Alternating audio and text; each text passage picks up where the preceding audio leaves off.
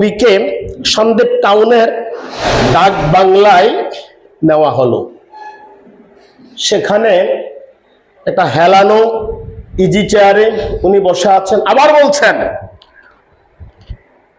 নিখুঁত ছবির মতো তোমাদের এই সন্দ্বীপ।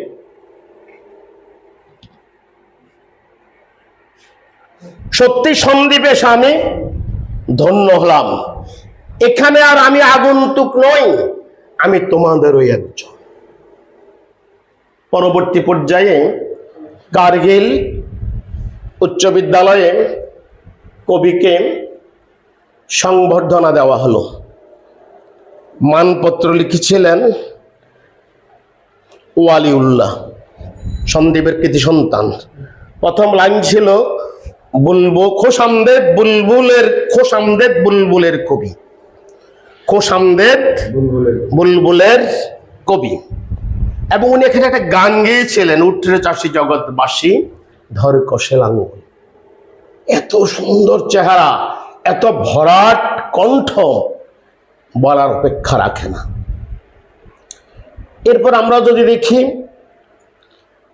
যে কথাটা বলেছিলাম প্রথম, কোনো দিক বাদ নেই। এখানে আর একটা কথা, নজরুল সন্দ্বীপ এসে তার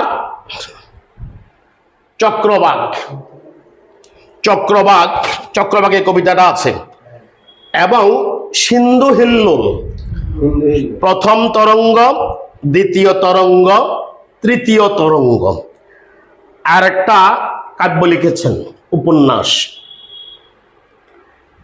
সেখানে সন্দ্বীপকে নিয়ে সিন্ধু হিল্লোল তো আপনাদের ধারণা আছে কিনা জানি না। সেখানে আবার কবির নিজের সাথে সিন্ধুকে কি করেছেন, মিলিয়েছেন। কারণ কবির প্রথম পুত্র অরিন্দম খালিদ, 2.5 বছর বয়সে ছেলেটা কি বসন্ত রোগী, তখন তিনি ভেঙে পড়েছিলেন।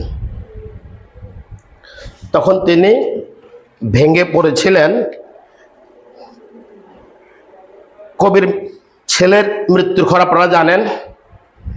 উনি উন্মাদ হয়েছিল, পাগল, এবং বিছানায় তার বাহ্যকৃত্য সব বিছানায় হতো।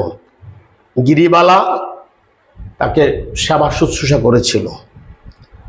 তো তখন মন্থন মন্দার দ্বারা দস্যু সুরাসুর মথিয়া লুণ্ঠিয়া গেছে তবরত্নপুর। এটা জানেন কিনা আমার জানা নাই।